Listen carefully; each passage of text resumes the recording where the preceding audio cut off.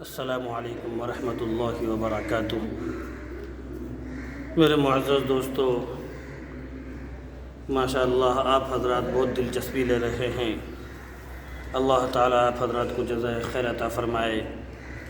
لیکن میں اپنے نوجوان بھائیوں سے اور بہنوں سے ایک گزارش یہ کرنا چاہتا ہوں کہ جب دین کی بات آپ دلچسپی لے رہے ہیں تو آپ کے لیے مختصر سے مختصر وقت میں یہ بنایا جاتا ہے ویڈیو، تو آپ حضرات کی بھی ذمہ داری بنتی ہے کہ آدھی بات نہ سنیں، پوری بات کو سنیں۔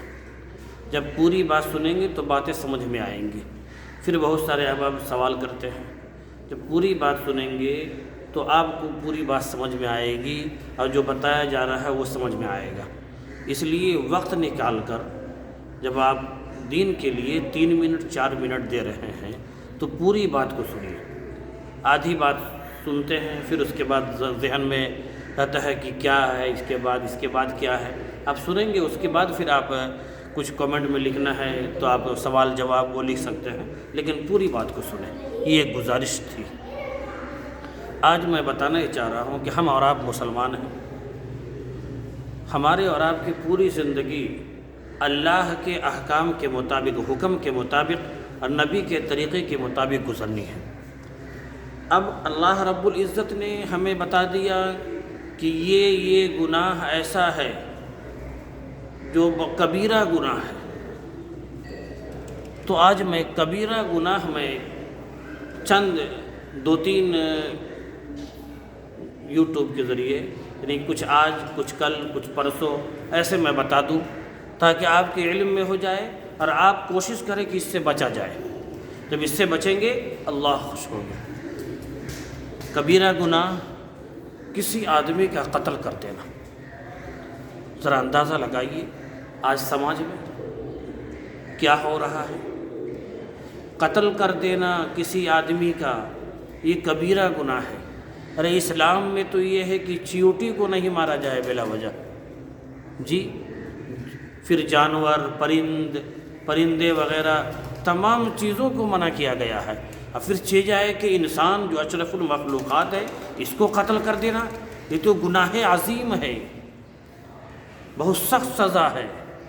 اگر کسی سے ناچاقی ہو گئی، آپس میں کوئی بات ہو گئی تو کوئی اس کا راستہ نکالا جائے، اس کو صلح کرا کر کے آپ تعلق اس سے ختم کر دیجئے، جس معاملے کی وجہ سے اس سے ناچاقی ہوئی ہے۔ لیکن قتل کرنے پہ آ جائیں، کسی کا مرڈر کر دیں، کسی کو مار دیں، یہ کبیرہ گناہ ہے، اس سے بچا جائے۔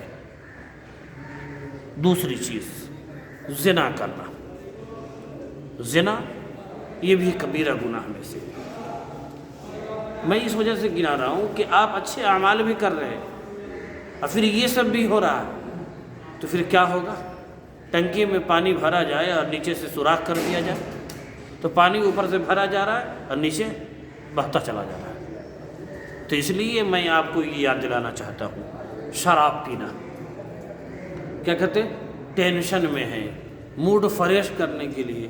میرے بھائیوں، آپ ایمان والے ہیں، استغفار پڑھیے، درود شریف پڑھیے، توبہ کیجئے، ٹینشن دور ہوگا۔ یہ تو شیطانی وسوسہ ہے کہ شراب پئیں گے تو ذہن سکون ملے گا۔ ذہن سکون نہیں ملے گا، آپ کا جسم بھی خراب ہو رہا ہے اور اللہ کا حکم بھی توڑ رہا ہے۔ شراب پینا، چوری کرنا، جی، اب چوری دکان میں کریں، کسی مکان میں کریں، کچھ بھی کہیں کریں، چوری کرنا، مطلق چوری کرنا۔ اب ہم احتیاط کرتے ہیں تو بہت اچھی بات ہے۔ ہمارے نوجوان اگر اس میں ذرا سا بھی بے احتیاطی کرتے ہیں غلط ہے۔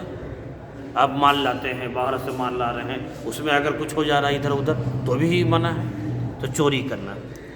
نمبر 5، کسی پر تہمت لگانا۔ یہ بھی دیکھیے آج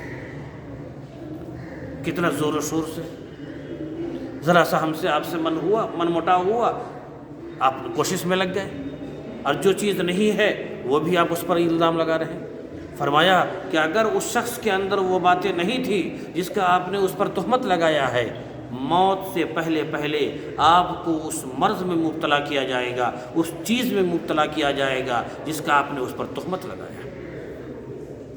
ہم نے کیا سمجھا کہ بول کر نکل گئے، نہیں میرے بھائیوں، تہمت لگانا، سچی گواہی چھپانا. آپ کو کہیں گواہی دینے کی بات آ جائے تو آپ نے چہرہ دیکھ کر کہہ دیا کہ ہم نے نہیں دیکھا ہے. جی اب چہرہ میں یا تو پیسے والے کے اعتبار سے یا تو اثر و رسوخ کے والے کے اعتبار سے، لیکن اب کسی اعتبار سے بھی ہے. آپ کا دوست ہے، غلطی کیا ہے اور سامنے والا نے دیکھا کہ فلاں دوست بھی اس کے ساتھ تھا، ضرور گواہی دے گا. لیکن اپنے دوست ہونے کی وجہ سے، رشتہ دار ہونے کی وجہ سے، بھائی ہونے کی وجہ سے، قریبی رشتہ دار ہونے کی وجہ سے آپ نے گواہی نہیں دیا. فرمایا سچی گواہی کو چھپانا یہ بھی گناہ کبیرہ ہے، چھوٹا گناہ نہیں ہے. یہ تھی 6 چیزیں. آپ کے پاس وقت کم ہوتا ہے، اسی وجہ سے میں آپ کی دلچسپی کے اعتبار سے میں چھوٹی چھوٹی باتیں پیش کرتا ہوں. اللہ رب العزت ہمیں ان 6 باتوں سے پرہیز کرنے والا بنائے، اور بقیہ باتیں انشاءاللہ نیکسٹ ٹائم اللہ رب العزت ہمیں بھی بچائے ان بری عادتوں سے. آمین.